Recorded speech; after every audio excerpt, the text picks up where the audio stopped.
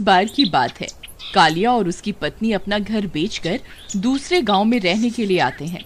कालिया बहुत लालची होता है और नए घर की तलाश कर रहा होता है। जमींदार साहब, मुझे एक नए घर की तलाश है, लेकिन मैं ज्यादा पैसे नहीं देने वाला। आप कहीं मुझे बेवकूफ मत समझना, मुझे सब पता है। लगता है ये अपने आप को कुछ ज्यादा ही समझदार समझ रहा है। ये ज्यादा पैसे नहीं खर्चने वाला, इसे कोई सस्ता सा ही घर दिखाना होगा। एक काम करता हूँ, इसे वो कब्रिस्तान के पास वाला घर बेच देता हूँ।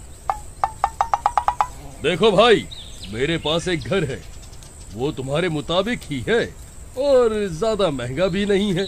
तो फिर देर किस बात की भाई, मैं आज ही वो घर खरीद लूंगा। चलो मुझे वो घर दिखा दो।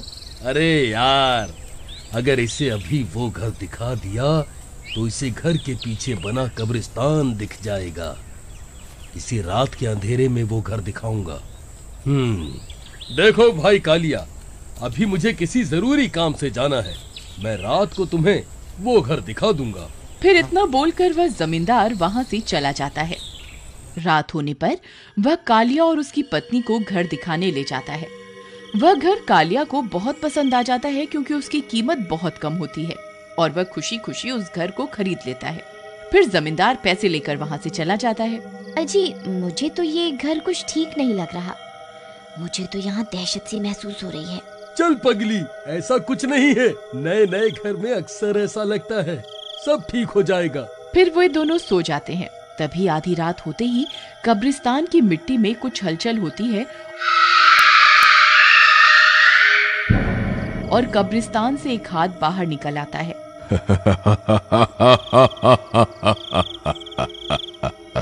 और बहुत डरावनी डरावनी आवाजें आने लगती हैं।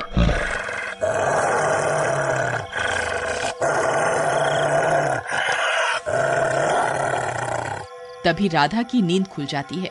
अजी उठिए ना, देखिए ना कैसी अजीब अजीब सी आवाजें आ रही हैं। उठिए ना। अरे क्या हुआ, चैन से सोने भी नहीं देती। अजी, मुझे तो उस खिड़की से बहुत अजीब अजीब सी आवाजें आ रही हैं। जरूर उस खिड़की के पीछे कोई है जो अजीब अजीब सी आवाजें निकाल रहा है। तभी एक भूत कब्रिस्तान से बाहर निकल आता है और पास के घर में रोशनी देखकर उसकी तरफ चल पड़ता है।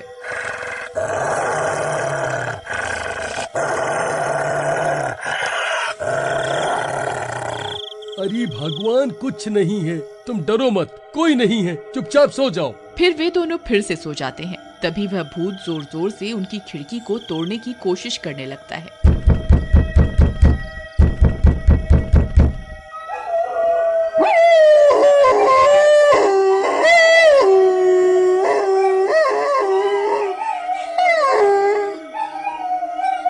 अरे मर गई रे, ये कौन है जो इतनी जोर जोर से खिड़की को पीट रहा है?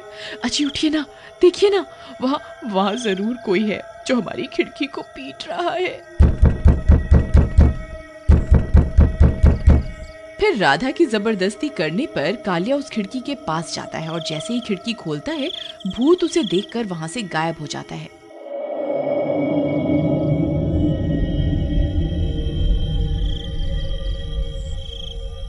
क्योंकि कालिया ने ताबीज पहना होता है।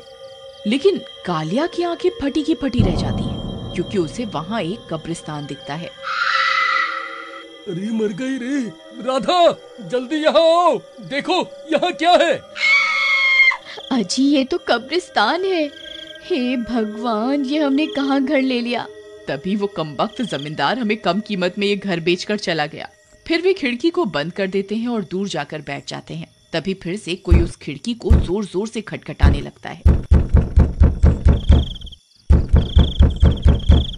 वे दोनों बहुत डर जाते हैं और पूरी रात ऐसे ही निकाल देते हैं।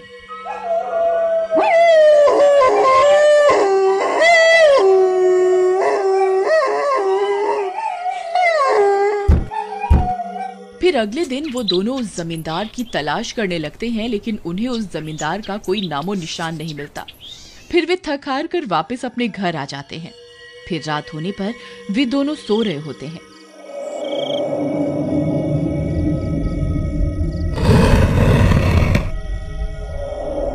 तभी वो भूत फिर से कब्रिस्तान से बाहर निकलता है और उनके घर की खिड़की के पास पहुंच जाता है और जोर जोर से उसे पीटने लगता है।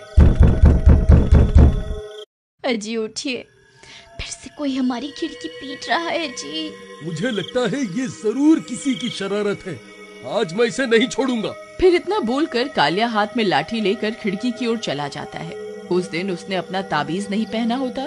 फिर वह खिड़की को खोल देता है। कौन है वहाँ? खबरदार, अब दोबारा इस खिड़की को खटखटाया ना तो तेरी हड्डी पसली एक कर दूंगा।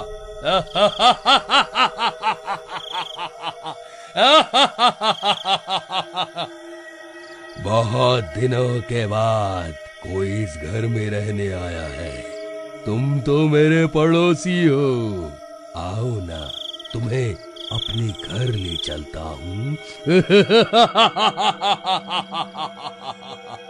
उस भूत को देखकर कालिया की हालत खराब हो जाती है।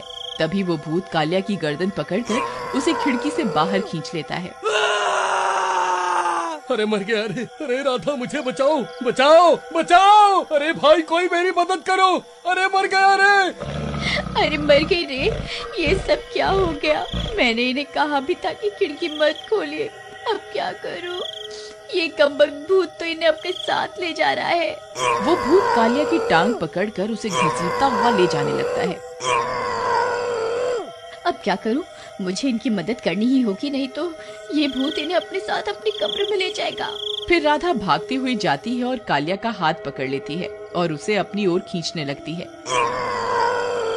लेकिन वह भूत बहुत ताकतवर होता है और कालिया को अपने साथ घसीटता हुआ ले जाने लगता है। राधा, राधा, कोई फायदा नहीं है। ये भूत बहुत ताकतवर है। तुम कुछ नहीं कर पाओगी। तुम यहाँ से चली जाओ, नहीं तो ये तुम्हें भी मेरे साथ कब्र में ले जाएगा। राधा को कुछ समझ नहीं आता कि वो कालिया की मदद कैसे करे। अरे कोई है, कोई हमारी मदद करो। ये भूत मेरे पति को अपने साथ कब्र में ले जा रहा है। हमारी मदद करो, कोई तो हमारी मदद करो। फिर वह भूत कालिया को अपने साथ कब्र के अंदर ले जाने लगता है।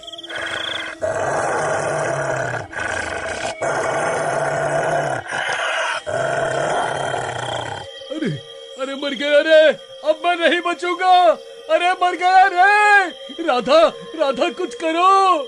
फिर राधा कालिया के दोनों हाथों को पकड़कर कब्र से उसे बाहर खींचने लगती है, लेकिन कोई फायदा नहीं होता और वो भूत कालिया को कब्र के अंदर खींचने लगता है। अब कोई फायदा नहीं है राधा, अलविदा। तभी राधा भागती हुई वापस घर के अंदर जाती है, जहाँ कालिया का ताबीज पड़ा हुआ होता है। वह उस ताबीज को उठा लेती है और वापस कालिया की तरफ भागने लगती है। कालिया कब्र के अंदर जा चुका होता है, सिर्फ उसका एक हाथ ही बाहर निकला हुआ होता है। फिर राधा उस ताबीज को अपने हाथ में लपेट लेती है और उसी हाथ से कालिया का हाथ पकड़ लेती है और उसे खींचने लगती है। ताबीज की वजह से उसके हाथ में बहुत शक्ति आ जाती है और कालिया बाहर आने लगता है।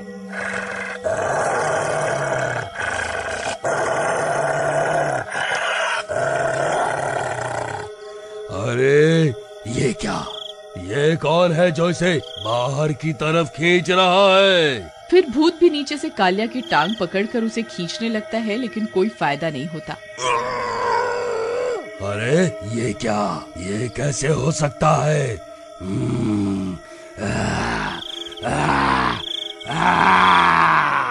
और देखते ही देखते राधा कालिया को कब्र से बाहर खींच लेती है। अरे वाह राधा, तुम में इतनी शक्ति कैसे आ गई? आखिर तुमने ये कैसे किया?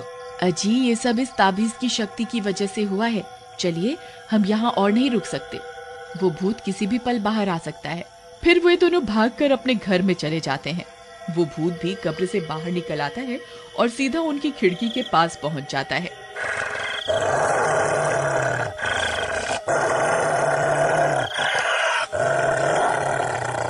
और जोर जोर से खिड़की को तोड़ने लगता है। अरे मर गए रे, ये कमबख्त तो हाथ धोकर हमारे पीछे ही पड़ गया है। अब क्या करें? मैं तुझे नहीं छोड़ूंगा, तू मेरा शिकार है। तुझे मुझसे कोई नहीं बचा सकता।